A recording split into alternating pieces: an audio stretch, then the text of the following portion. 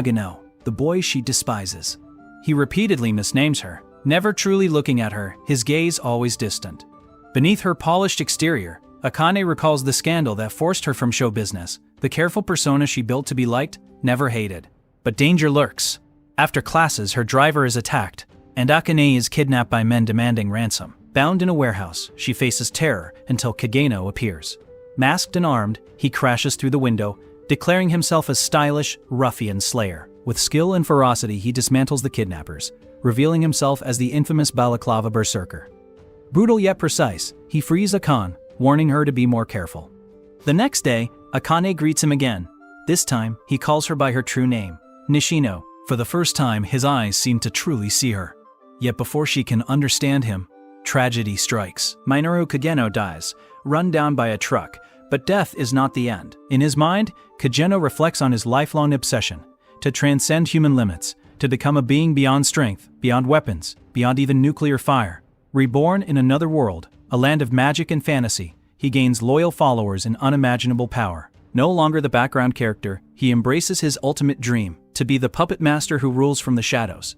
Thus begins the legend of the Eminence in Shadow. At sunset in the Kagenou lands, Alpha reports to Cid Kagenou. She confirms his suspicions. The cult of Diablos is real, mentioned in ancient texts. Though hesitant, she is reassured when Cid declares that they will hunt the shadows from within the shadows.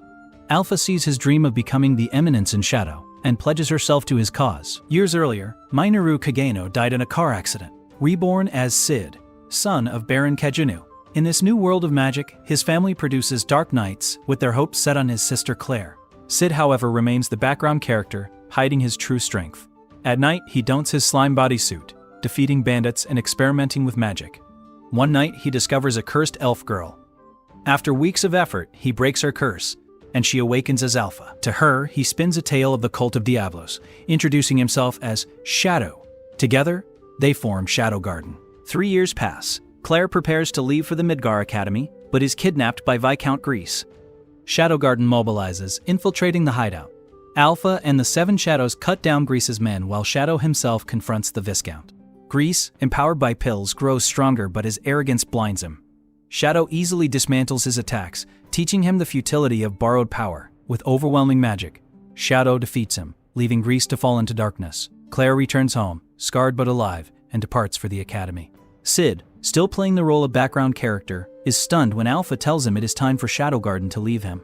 Speechless, he realizes the organization he created has grown beyond his control, and the path of the Eminence in Shadow has only just begun. Alpha warns Cid that the cult of Diablos is vast, spread across the world, and to fight it they must divide their forces. To Cid, it sounds like the girls simply want their independence, leaving him to continue his role as the background character. At 15, Cid enrolls in the Midgar Academy alongside his sister. He blends into the crowd, befails his exams. His punishment is to confess to Princess Alexia Midgar, the most sought-after girl in school. Expecting rejection, Cid delivers his awkward confession. But to his shock, Alexia accepts. Rumors spread quickly, and suddenly, the background character is thrust into the spotlight. Alexia joins Cid and his friends at lunch, even drags him into fencing practice. Though her technique is precise, it feels bland, and she admits his style mirrors her own. Behind the scenes, Alexia reveals her engagement to Zenon Griffey, the royal fencing instructor, and admits she only accepted Cid to escape that fate. Reluctantly, Cid agrees to play the role of her boyfriend, especially when she pays him in gold coins, funding his secret Eminence in Shadow operation. On the train, Alexia confides her insecurities. Nicknamed the fencing ordinaire, she has always lived in her sister's shadow. Yet Cid tells her he values her style, because even the things others dismiss can be precious. Their bond deepens, though Cid still sees himself as a background character. But the fragile arrangement collapses. Alexia disappears, and Zenon confronts Cid at the school gates. With knights surrounding him, Zenon accuses Cid of kidnapping the princess. Shocked, Cid realizes he is now the prime suspect, and the background character has stumbled into the center of a dangerous plot. Beneath the capital, Princess Alexia awakens chained in a cell, her limbs bound by magic sealing chains. Across from her, a twisted humanoid monster stirs. A deranged doctor arrives, obsessed with extracting her royal blood to resurrect a demon. Alexia, resigned, waits for rescue. Meanwhile, Cid Kagenou is accused of kidnapping her. Detained by the Night Order, he endures brutal interrogation, needles and beatings, all while gleefully playing the role of a background character caught in a classic scenario. For 5 days he feigns panic, never confessing. until Princess Iris orders his release under surveillance. At the academy, tensions rise. Claire defends her brother's innocence, clashing with Rose Oriana and other students. Iris, burdened by worry for Alexia, struggles to balance her duties with her sister's safety. That night, Cid returns to his dorm, only to be visited by Alpha. She reveals Shadow Garden's growing strength, over 100 operatives now in the capital, ready to strike the cult of Diablos. Together, they prepare for war. As night falls, Shadow Garden launches simultaneous raids across the city. Explosions rock the capital, Delta carves through hideouts, and Iris scrambles to contain the chaos. In the underground lair, the Doctor injects his prototype serum into the monster, creating a rampaging beast that kills him and frees Alexia. But her escape is blocked, and at the sewer junction Zenon Griffey appears, revealing himself as her true captor. He boasts of his ambitions to join the Knights of Rounds, mocking Alexia as nothing more than a fencer ordinaire. Furious, she fights back, drawing on her sister's technique to wound him, but Zenon easily overpowers her, declaring she will never be Iris's equal. As Alexia falls into despair, a figure steps from the shadows. Cid Kagenou, now Shadow, arrives to confront Zenon, and the true battle begins. In the depths of the capital, Shadow confronts Zenon Griffey. The arrogant instructor boasts of his future seat among the Knights of Rounds, mocking Shadow for targeting only weak cult bases. But Shadow moves faster than Zenon can comprehend, appearing behind him and taunting his empty claims. Their clash shakes the underground. Alexia, watching in awe as Shadow's swordplay, embodies the ordinary style she once dreamed of mastering. Above ground, chaos erupts. A monstrous creation rampages through the city, regenerating from every wound. Princess Iris Midgar fights valiantly, severing limbs, but the beast heals instantly. Just as Iris prepares to finish it, Alpha arrives. With a single strike, she ends the creature's suffering, revealing it was once a human girl cursed by the cult. Alpha warns Iris not to interfere with Shadow Garden's mission. Back below, Zenon consumes forbidden pills, transforming into a grotesque awakened. His power surges, but Shadow dismisses it as borrowed strength. With disdain, he crushes Zenon hand to hand, declaring there is no path to true almightiness through stolen power. Then, Shadow unveils his ultimate technique. As Zenon trembles, Shadow chants, "I am atomic." A blinding explosion vaporizes Zenon and obliterates the cult's facility, leaving a crater in the capital. The seven shadows watch in awe, while Iris races to find Alexia alive at the blast's edge. The next morning, Alexia returns to the academy, her faith in her fencing renewed. She thanks Cid for appreciating her style, but when she suggests continuing the relationship, he refuses. Shocked, Alexia feigns a smile, and the mystery deepens as blood stains the school walls, a case that will become one of the Academy's 7 unsolved legends. Elsewhere, Shadow Garden celebrates their victory, yet faces a new threat, imposters using their name to commit atrocities. And in the ruins, Princess Iris resolves to investigate both the Cult of Diablos and Shadow Garden, forming a secret order of her own. Here across the capital, tarnishing the true Shadow Garden's name. At the Academy, Cid's friends Skell and Poe tease him about his breakup with Princess Alexia, then drag him to the famed Mitsugoshi Company. While Iris Midgar and Alexia discuss the growing threat, Iris believes both Shadow Garden and the Cult of Diablos are dangerous forces. Meanwhile, new reports to Cid, the captured imposter from the night before, was revealed to be a brainwashed third child of the Cult of Diablos, his mind shattered beyond recovery.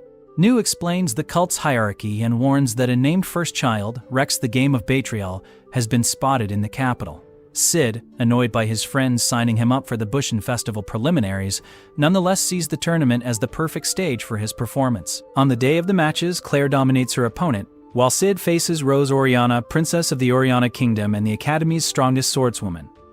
Playing the role of background character, Cid unleashes his absurd 48 techniques, coughing up fake blood and staging dramatic defeats. Rose, impressed by his determination, commits his name to memory after the referee ends the fight. Later, Sherry approaches Cid, awestruck by his resilience. She offers him cookies and asks to be his friend, introducing him to her father Lutheran Barnett, the assistant principal, and a former Bushin Festival champion. Though reluctant, Cid agrees to befriend her, realizing she is a named character tied to the artifact investigation. Days pass and Sherry grows happier, while Alexia grows frustrated upon learning of Sherry's connection to Cid. But beneath the academy, the cult prepares its next move. The Gaunt Knight activates a red-eyed artifact, sealing the school in a barrier. Masked men storm the classrooms, claiming to be Shadow Garden. Rose resists, but without magic she is overwhelmed. As the enemy's blade descends, Cid throws himself in front of her, blood spilling as he protects the student council president with his own body. As terrorists storm the academy, Cid Kagenou is secretly thrilled. It's the perfect terrorist takeover scenario he always imagined. When Rose Oriana is about to be killed, Cid leaps in front of the attackers. Blood spills, Rose is stunned, and Cid grins, satisfied with his role as the background character who dies first. Believing his sacrifice was born of love, Rose mourns him as the students are herded into the auditorium. Alone, Cid revives himself with a secret technique, stopping his heart for 10 minutes while keeping his brain alive with magic. Donning his jacket, he decides to play along with the terrorists' magic blocking scheme, savoring the drama. Meanwhile, Rex, a named child of the cult, invades Sherry Barnett's lab to seize the artifact. Glenn and Marco intervene, buying Sherry time to escape with the relic. From the rooftops, Cid watches the chaos, amused yet annoyed that the terrorists wear black in broad daylight. Spotting Sherry, he snipes her pursuers, rescues her from a fall, and urges her to remove her noisy slippers. Sherry explains the artifact, the Eye of Aris, a device that absorbs magic until it reaches critical mass, threatening to kill everyone in the auditorium. She vows to stop it before it explodes. Elsewhere, Rex reports to a cult knight, boasting of his mission. But Shadow intercepts him, dismantling his defenses and leaving him panicked before cutting him down. New, another Shadow Garden operative, confirms their infiltration and prepares reinforcements, while Gamma positions her forces above the auditorium, awaiting Shadow's signal. With Sherry's guidance, Cid gathers the tools needed to neutralize the Eye of Avarice. As she fine-tunes the artifact, calling out for her father's help, Shadow Garden closes in.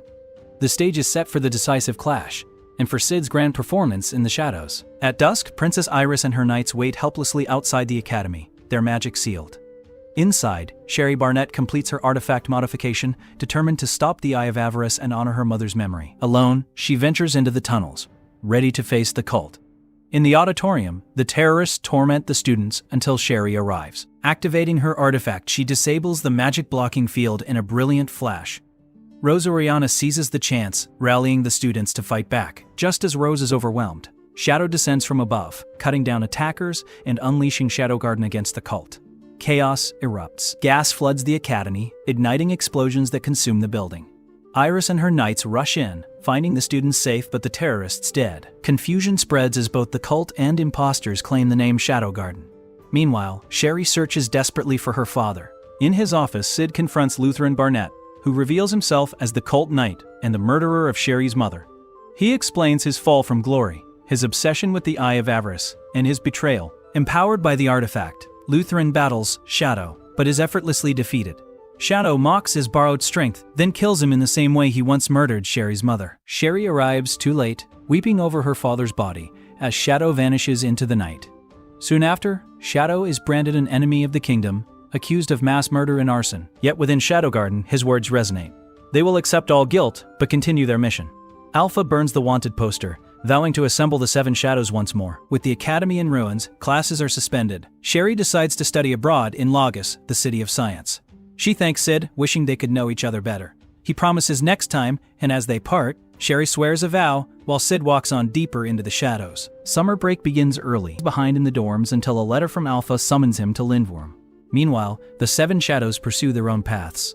Epsilon recalls how Shadow saved her, teasing Beta about his support from the terrorist attack finds Cid alive and cuffs. On the rooftops, Cid intercepts a fleeing assassin, only for Epsilon to finish the shadows of Lindworm, concealing yet another chapter of his grand performance. At a Mitsugoshi hotel in Lindworm, Cid enjoys the hot springs, reflecting on the things he likes and dislikes. To his surprise, Princess Alexia is there. Though flustered at first, she apologizes for slashing him in the past. She explains she is in Lindworm as a guest for the goddess's trial, an ancient ritual where warriors of legend are summoned from the sanctuary. At the Colosseum, the goddess's trial begins. Rose and Alexia sit beside Beta, disguised as the author Natsume Kafta. Their rivalry simmers beneath polite smiles. The barrier is activated, trapping the audience until a challenger or summoned warrior is defeated. One by one, contenders fail to summon anyone, while Cid contemplates how to play his role as a background character. Across the city, Shadow Garden infiltrates Lindworm, preparing for their mission. As night falls, the announcer calls the next challenger, Cid Kagenou. At first, he dismisses the name as belonging to a background character, until he realizes it is his own. Rather than reveal himself, Cid creates a dazzling distraction and enters the arena as Shadow. The sanctuary responds, conjuring a door, and from it emerges Aurora, the Witch of Calamity. The crowd gasps, as even the acting archbishop admits she is the most powerful witch in history. Alexia, however, believes Shadow must be equally formidable if the sanctuary chose her as his opponent. Shadow and Aurora clash in a battle that feels more like a conversation. Streams of blood dance through the air as Shadow dodges effortlessly, savoring the fight. Though Aurora is restricted from using her full strength, Shadow defeats her with a single slash. She vanishes with joy, leaving Shadow wishing he could have faced her at her peak. The arena falls silent, stunned by his victory. Then to everyone's shock, the barrier shatters and a massive magic seal spreads across the city. From the shadows Alpha and Delta watch, the true trial has only just begun. As the red glow of the sanctuary door spreads across Lindworm, Cid stands atop the dam, satisfied that Shadow's legend will eclipse his own name. But when a magical door appears beside him, he realizes escape is impossible, and steps inside. In the arena, Archbishop Nelson explains the sanctuary's doors, forbidding, beckoning, and welcoming, each appearing only to the worthy. As Shadow Garden arrives, Alpha leads her squad through the door, taking Nelson hostage. Epsilon dispatches his guard Venom in an instant, her speed leaving Alexia and Rose stunned. With the door closing, the princesses leap inside as well. Within the sanctuary, Alpha reveals the truth. This is where Olivier sealed Diablos' left arm. To Alexia's shock, Olivier was an elf woman, not the man of legend. Memories unfold. The cult's experiments on children, Olivier implanted with demon cells, and the creation of the red pills known as the Tears of Diablos. Nelson is exposed as one of the rounds, the 11th seat, who has lived for centuries on those pills. Delta strikes him down, but he rises again, mutated and enraged. Elsewhere, Cid encounters Aurora in a white void, freed from her straitjacket. She explains the sanctuary as a prison of memories, its core absorbing all magic. To escape, they must destroy it. Aurora, resigned to vanish once freed, asks Cid to fight alongside her. He agrees, unbothered by the challenge, while she delights in having a gallant knight at her side. Back in the sanctuary, Nelson multiplies himself, twisting the memory space to punish the intruders. Alpha, Delta, Beta, and the princesses are dragged into a white void, while Epsilon and her squad battle elsewhere. As Nelson's monstrous forming close in, Delta charges forward,